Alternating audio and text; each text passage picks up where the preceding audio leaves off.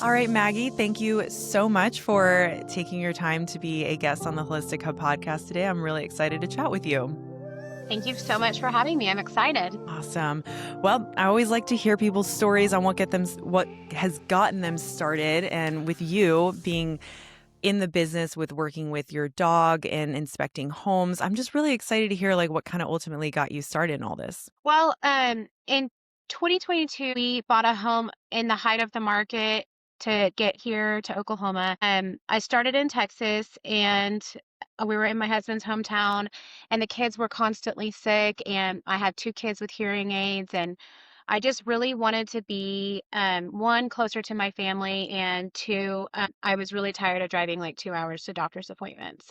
We bought like the first house that we liked, and it was one of those markets where you had to buy like $40,000 over asking. It was just a crazy market.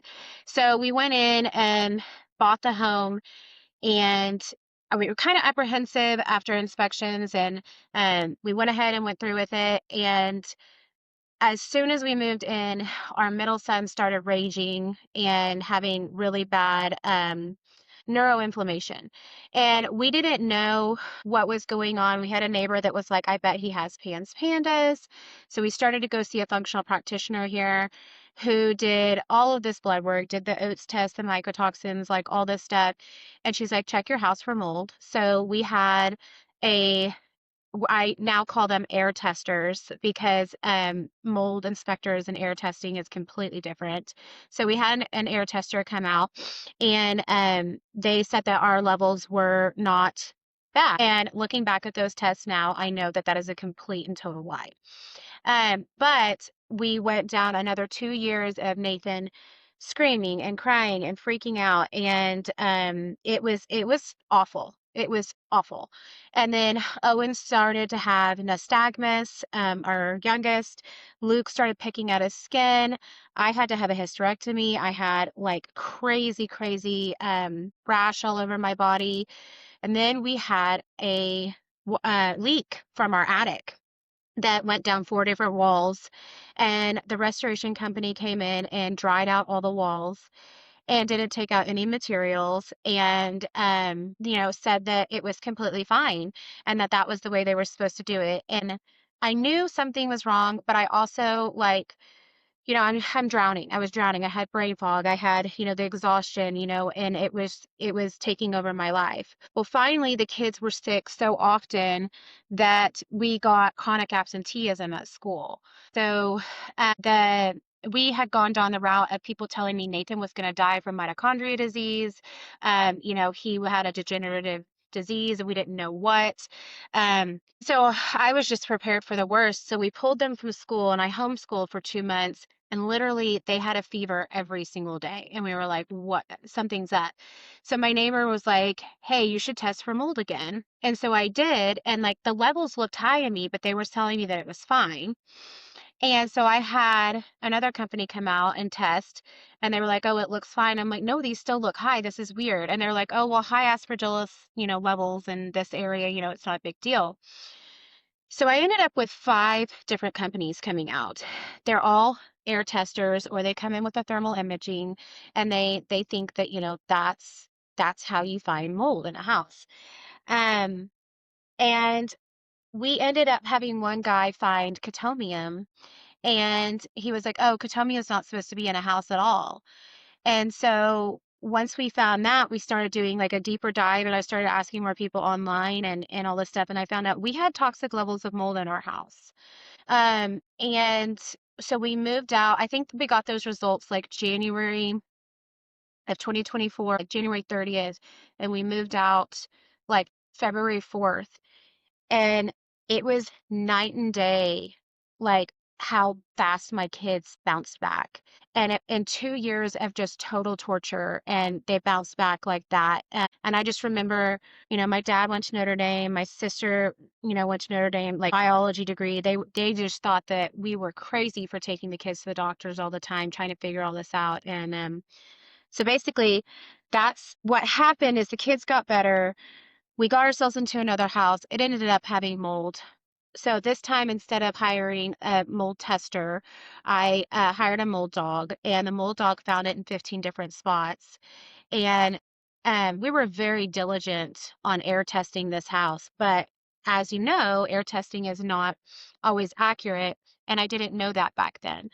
And Uh-huh. so um, when we found mold in this house, I was just outside on the back porch one day praying. I'm like, God, why do we have mold in this house? Like, why we just got rid of all of our things, all everything, like starting over from scratch. I just got brand new furniture. What do you want from me? Tell me.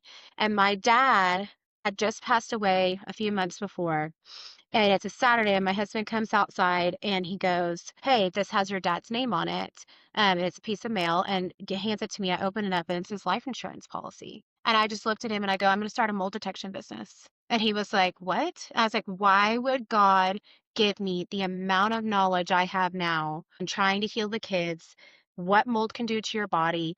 And I have all these people who come into these houses and say that there's mold or that there's not mold when there is, don't know how to read these tests, are falsely telling people that that they're safe in their home when they're not. And so I said, God is calling me, and so I said, this is what I want to do. And my husband's like, okay, let's see if you do it. And here I am. Thank you for sharing your story. I'm curious, when you moved into the second home, what is it that led you to wanting to hire a mold dog versus just look into another inspector? Was it just through word of mouth, through hearing it through maybe some fellow colleagues in the space that you'd met, or had you done more research and realized, you know what, I'm done like hiring inspectors. I want to try this route? What happened is I was so mad, and I'm competitive. So I was so mad that these air testers couldn't find the location of the mold in my first house. And so I was like, what is the point in hiring one of them to come back out here when they're not going to be able to tell me where it is? So I want to know if I am crazy.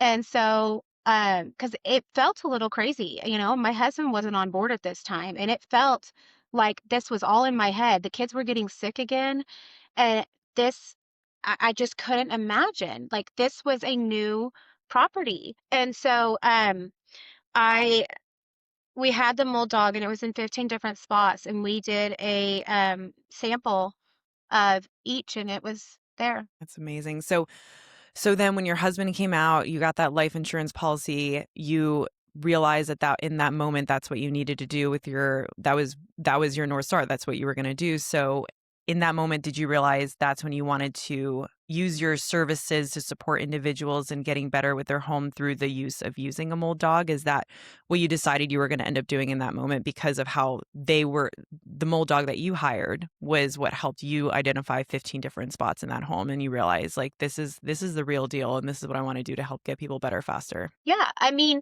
soft spot, like I do real estate inspections, like I go in and I do like pre-purchases.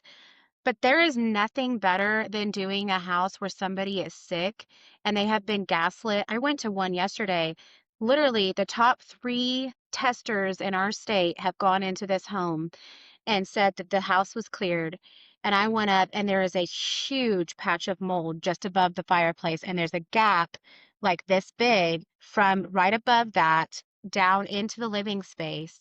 And, and then I found it in both of the geothermal units. And then I found it, they have 4 millimeter plastic inside their wall as their wall assembly, and there's just little tiny specks of mold all in there. And so she said one of the guys came in and just was like, "Nope, there's no issues. You're good to go." And like was not even there for like 10 minutes. And so I was probably over there about 4.5 hours, and there is nothing better than like she's like, "I'm not crazy." Like, and Mm-hmm. that's how I felt when the dog Yep. came, is I'm not Yep. crazy. Yep. And that validation and people finally believing you and getting the data, it's just there's nothing better than that, and then they can start to heal, because you can't start to heal if you don't know if it's in your home. Mm-hmm. Absolutely. I'm curious now, kind of going down, the rabbit hole of discussing mold dogs because I haven't had anybody, I was telling you this off air, I haven't had anybody on yet to discuss this. So I'm really excited to dive into this with you. So what is the process of them like getting trained? Like, how's that work? How long are these dogs getting trained for? What's the process look like? And then what is your own process of, I guess, getting matched with one, if I'm saying that correctly? Okay, so I know there's different trainers throughout the United States.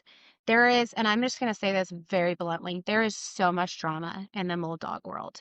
And I had no idea what I was getting myself into. And so who you pick is a big deal, like how they train is a big deal, all this stuff. I'm not going to go further than that, but there's that. Um, I ended up using Matt at Ironheart. He is, he's done a lot of police dogs. He does a lot of um, bomb dogs, things like that. So he is, and drug dogs. So he is very, very trained on scent detection. So that was one of the reasons why I really liked him. Um, for him, um, particularly, like a lot of people will take a dog that they already have and they will take it to a certain trainer and have it trained. What I liked about Matt is Matt, I said, I need a hypoallergenic dog because obviously my kids have all these issues and I don't want it to shed.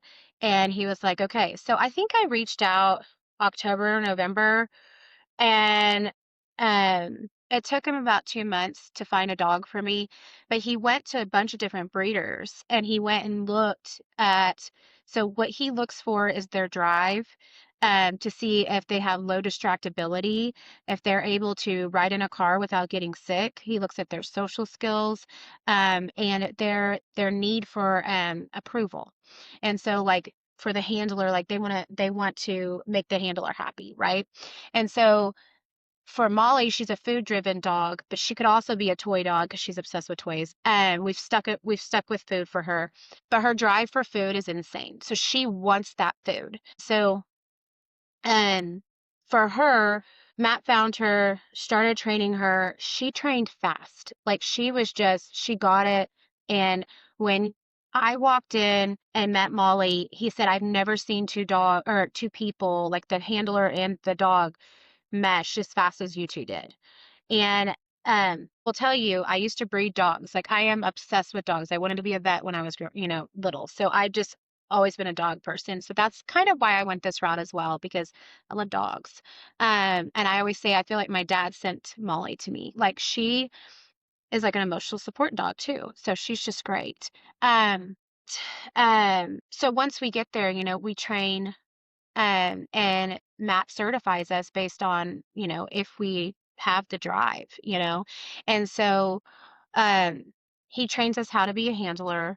And Molly and I are pretty easy together. The dog feeds off your energy. So if you're just like walking real slow and, you know, dragging the dog around the wall and like then going back multiple times and like the dog can like kind of look at you and be like, okay, so am I supposed to tag on this? Things like that. But for there's a couple of us who I know I'm on a group text with that call ourselves like the Mold Dog Moms. Like we all have had sick kids and things like that. And so we're really determined to do a good job. And like I know others who do this, but I take Molly out every single morning and I train with her in the garage or out in the back porch. I have a video of it, but my husband made me like a training box basically, and we put hides in different scents in different areas, and then we take her up to Lowe's and we train with her, and then, but that's how she gets fed. That's how she starts her morning, and so that's kind of how I do it. I grow my own molds. There's different types of molds. You can just take off of a project and put it in a mason jar and then, take the material. And so she kind of gets that same mold on different materials, or the different molds on different materials. And I hide different things all the time. And I know that there's other mold dog moms who do this as well. So that's kind of how we train. I train with her and keep her up to date.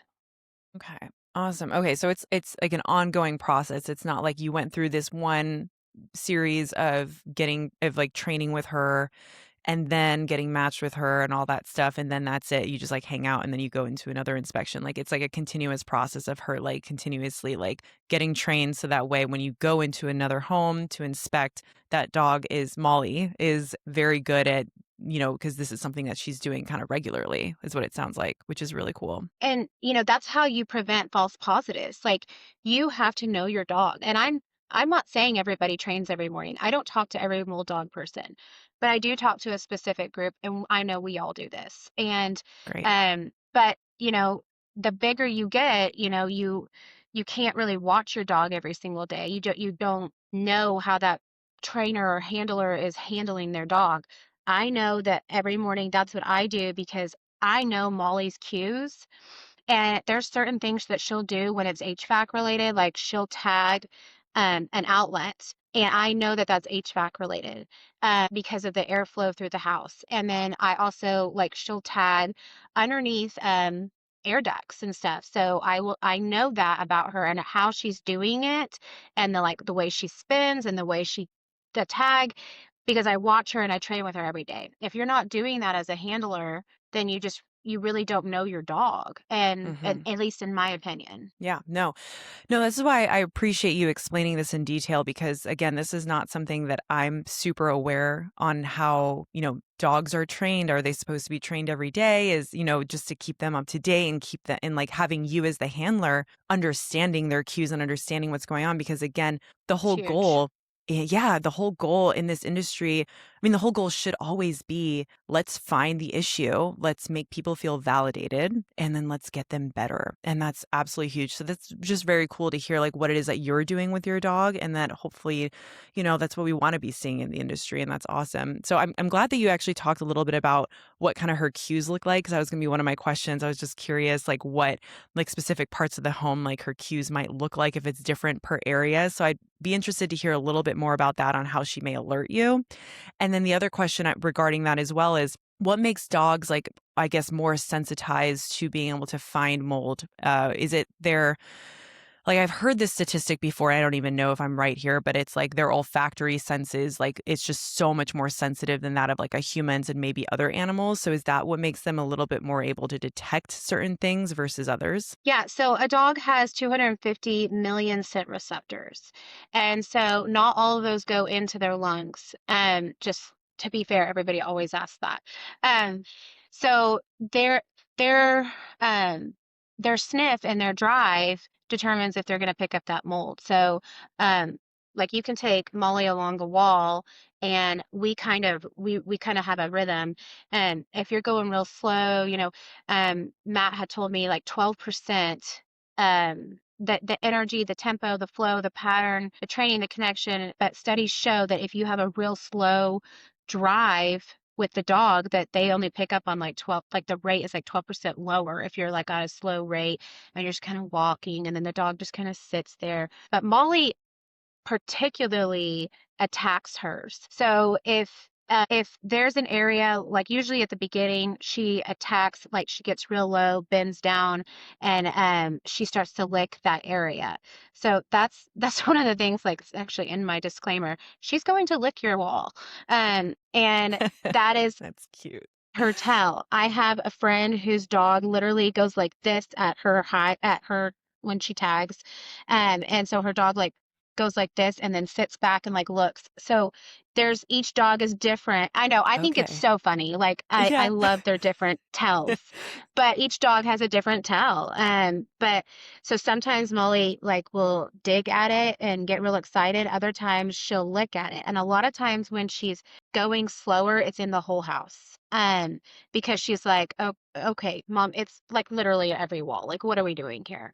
Or then like she'll drag her vest and her body up against a wall if it's along the whole entire wall. So, and I know that because we go in with a scope afterwards. And so it's not it's not like, oh, my dog's doing this and put blue tape on here. Here's where she tags, see you later. It's like, okay, well, now we're going to go investigate. I want to make sure she was right. And so that's kind of what we do. I didn't do that at the beginning. I just saw a need for it and decided to start doing that. And that's what we've ended Okay. up with. So yeah, as we're getting deeper in this conversation, this is what's interesting to me is again, in before we started the interview, I had this idea when it came to mold dogs that it was not that much different per handler with their dog going into a home because I was imagining, well, the dog has been trained very well to understand where mold might be. So they'll just go, they do like a specific tag or something, and then they let the handler know, right?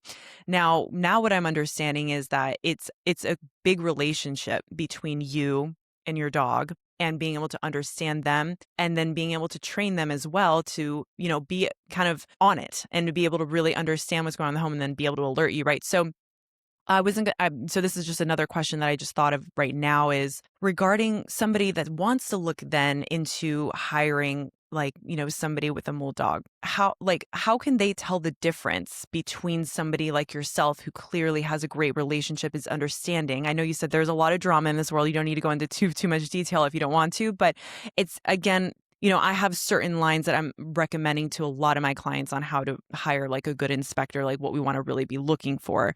Right. And so I guess, is there anything that you would say if somebody is interviewing, different people with mold dogs, like what they could be asking to get an idea that, okay, this person might be, or is it just kind of maybe you just get lucky or you get a good referral, like if someone knows you or. This is hard. Like there are dogs that are known to be worse than others, and I'm probably the most blunt person you'll ever meet. So I'm just gonna say that there are dogs who can miss an entire wall's worth of mold and 2 stories high.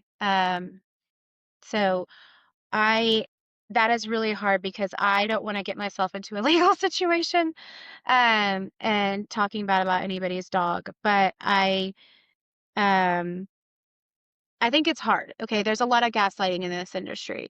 So you could call somebody and they can be really great on the phone, they can be a really great salesman and have great social media, and you think that they're selling you a great product and you hire them and then they miss everything. Well, it's hard. And then there's people who are making up, directories for this. And there's people who are, there's Facebook groups where you have to pay for somebody to be able to tag you on there and then leave your name up on that Facebook group. And there are the people on this group who are taking this verbatim and but people are being paid to be able to be tagged on there, and if you're not paying to be able to be tagged on there, then you can't get on that group. And so that that is a really tricky question, and I wish you know what I think the smaller the company,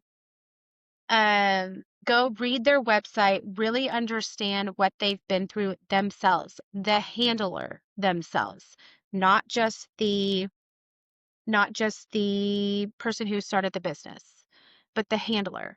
I think the handler has everything to do with it. And I think that's probably the best way that I can say that because, like, there's people who have maybe somebody who's doing their office work who has been through it and understands it is really great, but then maybe the handler doesn't know, hasn't themselves been through stuff. Or there's people who will say, "Oh, I've had asthma." Cool. Well, did your kid like literally almost die from it like mine did? Because like there's other inspectors who are like, "Yeah, I found mold in my house and now I'm going to become an inspector because I went through mold," but they didn't have anybody sick from it, and they don't understand SIRS, they don't understand, MCAS, they don't understand neuroinflammation, they don't understand that this, like, yes, you have small levels of mold in your house, but you had 3 really toxic molds in there, and even at 3 spores, that's not a good idea because it's a heavy, thick, sticky mold, and it Mhm. should never be in an air sample. And then you have people going around with like great social media that have the newest and coolest gadget that I'm not going to name that is actually a particulate counter and not a mold counter, and an algorithm that picks it up and isn't, yeah, doesn't have the same, it can give you a really great report, but can it give you real in time data of, yeah, you actually have mold behind that wall rather than, oh, you have high particulates in this area. I'm going to, you know, out of my area. I'm going in Oklahoma, pretty far away next week, and I'm in 3 different houses that have already had multiple inspectors from their area. I'm having to stay the night up there just to make sure that these people, the mom just has a gut feeling that there's something else going on. And she showed me pictures of the zip tape on the outside of her window. I'm like, yeah, that was done wrong. She's got a closet that's got, oh, it's got an attic access, plus it's got a vent in there and it's closed off most of the time. I'm just like, that's a disaster waiting to happen. And I think you need to understand a little bit of building biology and a little bit of building science when you're doing this job as well. God, there's just so much to look Yeah. into. Yeah. No, well, so Maggie, the reason I asked is because these are actually the kind of conversations that I really like to have where it's real and it's raw, right? And we're not sugarcoating it for the people listening in terms of, okay, like all mall dogs are great. So all you have to do is just, if they look good, you can hire them. Like I want people to understand that there's a lot more than meets the eye, and that just like I like the talking points and the looking into points that you mentioned just to kind of get a sense, right? And just to maybe see if that's something that this person could help them with, and like uncovering if there is an issue in their home, right? Because again, yes, this industry, there is a lot of gaslighting in this industry, and that's the whole purpose of these conversations, is to try to bring light to what can people do just to help them identify if there is an issue, or to help get their body better, get their families better. And that's ultimately the whole goal. So I actually appreciate your bluntness, to be honest with you, and to just be honest with, the audience in terms of what they can look into with this. And I can tell that you're very passionate about this, which is very, very awesome. And just great to hear that, the steps that you take into helping your clients get better. That's just very important. So to kind of bring it back to like the inspections within the home then, so are there certain like concentrations at a minimum that dogs can detect? I mean, you mentioned how sensitized they are to their environment and to scents and smells. So is there like a certain minimum? Have you found like Molly to find like even like the smallest amount of like mold in like a certain area, or is there like kind of like a minimum that you typically find that she's able to like identify, and some of it takes like maybe your skills and your expertise and like identifying like on your own? Yes, I actually do believe that. So a lot of it, has to do with, is the mold wet? Is it dry? How long has it been there? Because you could have the tiniest little bit of mold that may not be causing your regular average person an issue, but the daughter's sleeping right up against it, and or the son or something like that in that room, and it may just be tiny and it may have been there for forever. Um, and because it's been there longer or whatever, Molly can pick up on that. But if it's just now growing and it's like the size of my fingernail or something like that, I don't know. But there are usually um like Molly just went into a home, and they started gutting it, and one of the areas where she tagged, there was a sewer line behind it. So they were like, oh, there was no mold on this wall. There were mold on all the other walls that she tagged, but not on this one. And I said, well, send me a picture of what that is. And so she sent me a picture, and it was a sewer line. I was like, well, there's mold in the sewer line. So, anyway, so yes and no. There are times when I will see something like a little teeny tiny crack underneath a window, and I will go and run a moisture meter with it, and um I will find that it's wet. And mold may not have grown yet. It may be brand new, but because I'm using my cues too as a visual and visually looking for them, then that's why I think we're such a good team. Sometimes people be like, "Oh, Molly did such a good job," and I'm like, "Well, what about me? Like, You're I like, did hey, good too. yeah. I'm the one who crawled through the attic in the crawl space." And so, like, That's funny. anyways, Molly's the star of the show. So, Yeah. that's just the way it goes. But Yeah. yeah, no, we as a team, I think pretty much get a lot of what we're looking for. So, Awesome. Cool. So that's really cool to hear. No, thank you for explaining that. So, can you then walk us through what it looks like when you show up to a home then? So, when you're showing up, what does the typical inspection look like? how long does the inspection typically take? Obviously, it's probably going to depend on the size of the home, but can you just walk us through like what it looks like when you're first showing up with Molly and you're utilizing like your own visual inspection cues and moisture meters and devices along with like using Molly to help support at the same time? And do you also ever, just as a extra question, ever let her like, does she ever like kind of go run off on her own and then she like alert you with like a bark, or are you always with her? So when I go into a house, I go in and introduce myself. Like I show up, I introduce myself. I walk through the house with the client. I say, "Show me where you think that there is mold. Tell me any past water events. Tell me what's going on. What are your health issues? What are your concerns? Things like that." Give me a little bit of a history. I also ask for that on my form website. Like, give me a little bit of the history so I know what I'm getting into. And I always put that into my client notes, whatever they put on there when they schedule. So I kind of try to have a little bit of an understanding. And so we walk through. I look for visual cues. I open up all the cabinets, open up all the doors, turn on all the lights. Molly's fears is like tight spaces that are dark. So I always Oh, how try cute. try to combat that. Yeah, it's funny.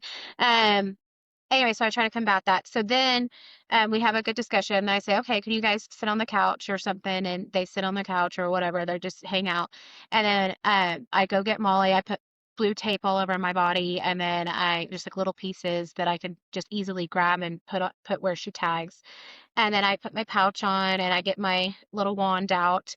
And then we walk into the house, and I let her get used to the house first. So that's when I let her loose. So like I say, go sniff the house. Come on, let's go. Or if there's dog beds or cat stuff, I go take her to that stuff. I let her get that scent out of her system. And then that usually takes about 5 minutes. And then I go take her back to the front door. So my system is always we start at the front door. I look down at her, I say, she gets these little beef lung, dry dehydrated beef lungs, and she loves them. And so then I give that to her, and then I say seek, and then we start, and we always go left to right, and we go through all the walls throughout the home. And when she tags, I never take video of her actually doing it at first. Like I do it afterwards because I want her to like really focus and not stop. So then we put the blue tape wherever she tags, and then when she's finished, I let the usually the homeowners want to pet her and talk to her, and so then that's when I let her. And so then they see her, and then I go put her back in the car, and then I come back in and I go over all the areas with the client, um, and then I usually, the first thing I do, either before I start with Molly, which I've really started to do lately, um, or after, but usually it's before now, as I'm getting deeper into this, is I go take a look at the HVAC system, because in Oklahoma we have a very, very humid climate, and we have lots of temperature changes. So we go really, really cold and we go really, really hot, and that just is always an issue. And a lot of times people are putting insulation on the interior of their HVAC units. They're putting in insulation on the boots. They're lining the ductwork with it. Just a disaster. So I usually always check that first, and that gives me a good indication of some of her tags. So that's why I started doing it before now rather than after, is because now whenever I'm running her, I know, okay, that's the HVAC. Like I saw mold in the HVAC, so I'm gonna go, like I know what that tag is, because then I look up and you can see, the vents flow down and then they flow out, and then sometimes they Mhm. have the one that goes this way too. So usually I can tell, oh, that's from the HVAC. I'll look up and it's literally the exact direction that it's pointing to. Um, so we do that, and then I go, okay, client, do you want me to drill a hole and look with my scope? Do you want to take a tape lift or a swab of any of this? I've started swabbing bacterias as well. I know it's like there's a difference between doing an ERMI with the Hertz me, but this at least gives me some data to know that, like, are they getting these endotoxins and actinobacterias and all those things. A lot of stuff's coming back with gram negative and staph. Like I'm like, oh my gosh. And that's growing in their HVAC systems. So then I say, do you want me to drill a hole? Do you not? A lot of times I can get underneath the kitchen sinks. Early alerts to a lot of P traps. P traps are notorious for mold. Alerts to a lot of toilet rings. And I'm always like, how long ago did you replace this? And they're like, oh, 10 years ago. I'm like, yeah, it used to be every 5 and things like that. And just kind of talk them through it. After I get up in their attic, look for different things. I went to one last week where the husband spray foamed the entire attic, um, left a ton of openings in the spray foam. He did the attic ceiling, and then the attic floor, he left the fiberglass insulation, and it was not air sealed on the attic floor as well. And that HVAC was just black. And that the house had really high formaldehyde, really high chemical, because I also have the air advice.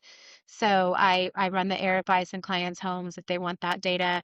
And so lots of CO2. And so they're getting like, I'm not indoor air quality, but I'm also like, I'm trying, this person's been sick for a really long time, and I'm just trying to help, like, and then I called Travis from uh, down in Texas, and I'm like, hey, I need help with this attic, and so I'm like, I can't do this, and then or I'll call, hey, I need somebody to do a load calculation. The HVAC system's messed up, da da da, and I'll text that person that I'm referring out and say, hey, here's a heads up, this is what it looked like, and then the client will call them. So um, I'm trying to refer out, and that's the problem too, is finding good people who will actually know how to do things. Like I referred out a roofer to my neighbor over here, and I said, you need kick out flashing. You've got this huge area where you've got all this drainage coming straight down your wall, and it's dark, and it's on stucco.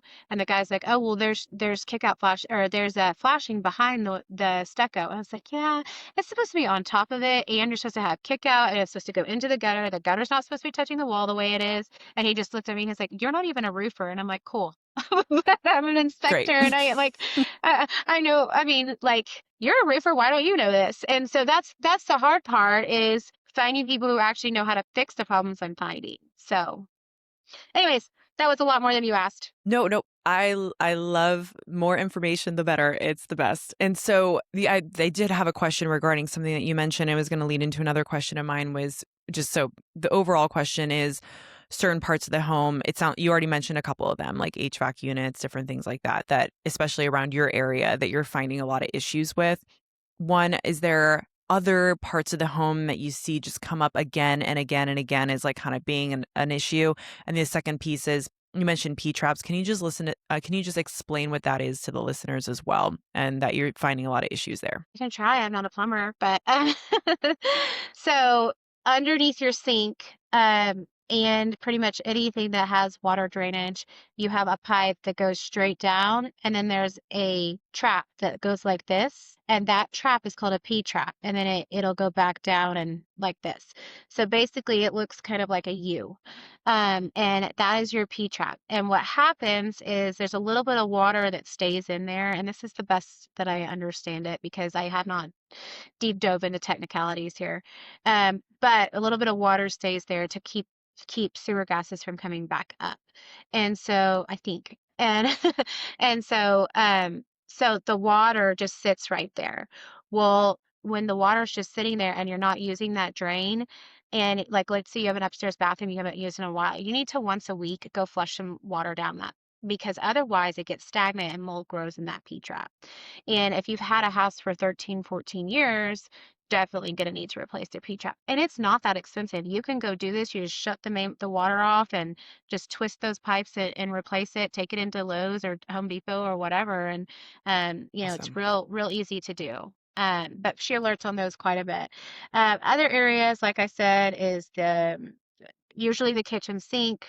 A lot of times people clean their stuff. It goes down the back side of that backsplash, it goes down the wall, your dishwashers. A lot of times the pot, the hot water, what's it called? The hot water that's over the pot filler. There we go. And then lots of showers, lots of bathtubs. Oh my gosh, jetted tubs. Do not have a jetted tub. there are mold waiting to happen. If you have a standalone bathtub, make sure that someone's siliconed around the base of it. A lot of mold will grow if it's not properly done. I'm trying to think, a lot of water closets, like if you have your hot water tank, they've had spills. Your pan from your HVAC, um, and then your laundry rooms. Lots of those. I also see a lot of sliding doors. Oh, let me just say this. Your balcony. I have yet to go into a house with a balcony that has not had mold running inside and down. It's usually always on the subfloor. So that's always the one place where I take the carpet up with pliers.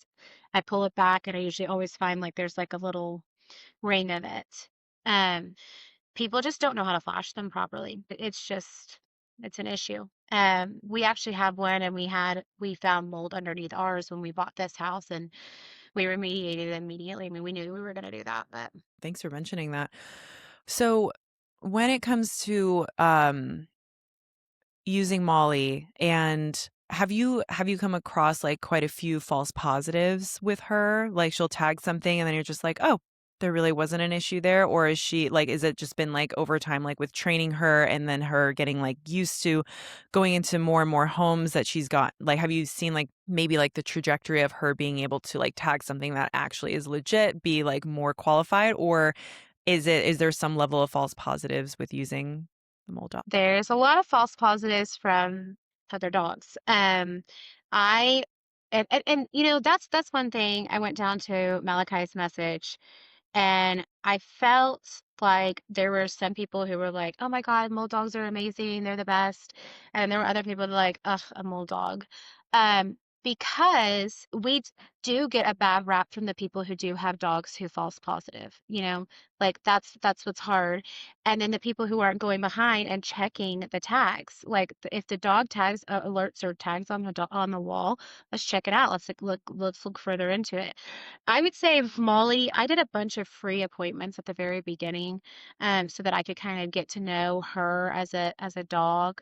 And I feel like I don't know that she really has done a lot of false positives. Maybe if the house is, I think maybe some people might not understand airflow. And so Mhm. I think some people might think that it's a false positive because they ripped out that wall and there was no mold in there, but it's cycling through the HVAC system because the house isn't air sealed. Um, I think that's the only time we probably have had a problem. And it's more the client not understanding that it's coming from the airflow flowing through the house because it's an older home, or the builder on a brand new build might not air seal properly or whatever. So, but yeah, there's a lot of people whose dogs do, but I work with her. I don't pay her if she false alerts, but she also doesn't. There's been times where she's looked at me like, "Are you gonna pay me?" And I'm like, show me." And so that's one thing. That's one thing Matt had taught me is like, do not ever pay if you don't know it's there. So I'll tug on her leash a little bit, like it's attached to her vest. It's not attached to her neck. But so like I'll kind of tug back and like I'll be like, show me. And she'll like look up at me and then she'll be like, okay. And so she'll dig into it or she'll lick it harder.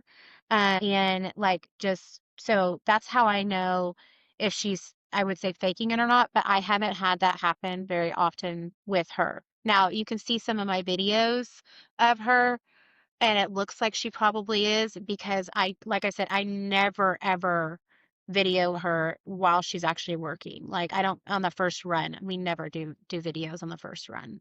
So she'll come back through and be like, "Really, Mom? Why are you making me tag this again?" She's got an attitude. She might be a lot like her mother. I love your guys' relationship. That's awesome. She's hilarious. Like we Aw. we are obsessed with her. She's got a personality on her. You guys are a great team. That's awesome. Now, when you, it sounds like from what you were saying, like you said, next week you're going to be going into like a few different homes, and people have had like multiple inspectors there. So, how often are you coming across like clients of yours, new clients of yours that have had like multiple inspectors come through? Have you ever had clients that are just like that immediately just kind of went to you first, or is it oftentimes like they have not been validated by the inspectors that have come in? Been built like people call me the mold lady in Oklahoma. We built up a reputation of being um I think the men in the industry would probably say that I'm have scare tactics or fear mongering.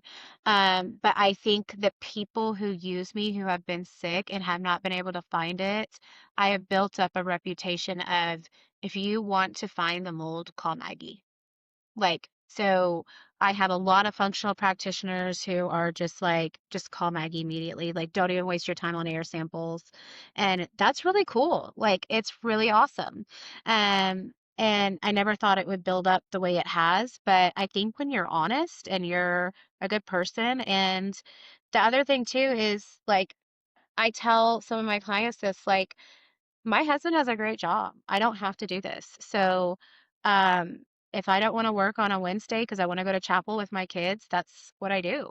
Because I'm a mom first and foremost, and I didn't save my kids' lives and heal them for the most part to just not be around them. So my favorite clients are the clients who I can really help dig them out of the health issues and be like, hey, there's a light at the end of this tunnel. Look at Nathan. Look at how far this child has come. Look at me. Like I was literally in bed all the time. It's cool. But so yes, I do come behind other inspectors quite a bit. I have been looking at this one girl's reports, and I just kind of cried with her. I was just like, this is what I went through, and I'm so sorry. Like another part of my job is being a counselor and just validating people's feelings and listening to them. I mean, I'm probably on the phone way more than I should be, just listening to people's stories and they just want somebody to hear them. And I think that's why people call me. And people will post, like, I've got a lot of people from like the mom boards, that I was on because my kid was sick. And so people are like, "Oh, Maggie started this business week," and they've watched Nathan get sick. They've watched his healing. They've watched what we've gone through. And so, because I have another account I have two kids with hearing aids, and so it's here for my boys, but it's HEAR, and then for my boys. And a lot of people watched that account as Nathan was sick, and the boys and me and everything, and so then I kind of fled into the Old Dog Oklahoma business. Thank you for sharing that. It's been very eye-opening to learn about this side of the industry a little bit more, and it's really cool to hear about what it is that you're doing in your hometown, in your state, and just helping people get better. And I always, that's something that take to heart so strongly as well. And when you said this, is that pretty much everybody that I work with as well, I just want them to feel validated and I want them to be heard. And that's just like a really big part in all of it. And so just hearing that being a big part of like what you do, you're not just showing up, finding it, and then like, it's just so much more to being in this space than that, especially because of the amount of gaslighting and the amount of inadequate information that's out there regarding all of this. So it's really wonderful to hear. So really appreciate what you're doing out there in the community. Yeah, and that's part of it is counseling them after you leave. You can't just show up and then be like, "Here's your results, see you later." Mm-hmm. So that was one thing that happened to me too, and I won't do it to my clients. Now, I charge a little bit of a consult fee because I'm taking time away from my kids every single day to do this. So if they want additional consulting or things like that, then like I'm happy to do it, but I do have to like I have to structure it or else I'm giving away Of my course. time every single day. um, but just validating. And I was not validated by my family who could have helped me with Nathan, who could have helped me during my darkest days. I was not validated. And it was disgusting and hurtful. And when a couple, about 2 months before my dad died, randomly, he just said, "I'm so proud of you for not listening to any of us." And I was like, "What?" Like, I never thought my dad would say something like this. And he was like, "I'm so proud of you. Like, look at Nathan. He's night and day different." He's like, "I'm proud of you for continuing to go. I didn't believe, I didn't know." He's like, "I did not know that mold could do this to you." And so that was like a very like, wow, like, thank you. Like, I've never gotten validated by you. So thank you. Like, this is amazing. And so that was really cool. Especially knowing that he's no longer with us. So It gave me chills. Wow, that's really great. Thank you for sharing. Thank you for sharing all this, your story. Your passion absolutely shines through in what you do and to help others. And it's really, really inspiring. And yeah, just thanks for your time and for explaining what it is that you do and, how you help people and what people can look into if they're looking to use this type of service, if they're not in Oklahoma and they can, maybe consider finding somebody else that's, as passionate as you are in this industry. So absolutely wonderful. I love to just leave it to you to explain where people can find you, where they can get in touch with you. And then if there's any last words that you want to share with the audience, go for it. site molddogoklahoma.com. If under to contact us, there's a form. That is the easiest way to get a hold of me.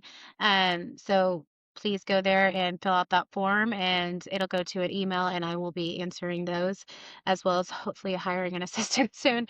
And then lastly, I think I just want to say, if you feel like something is wrong, follow your gut. Like, God gave you these children. God gave you a conscious, a gut for a reason.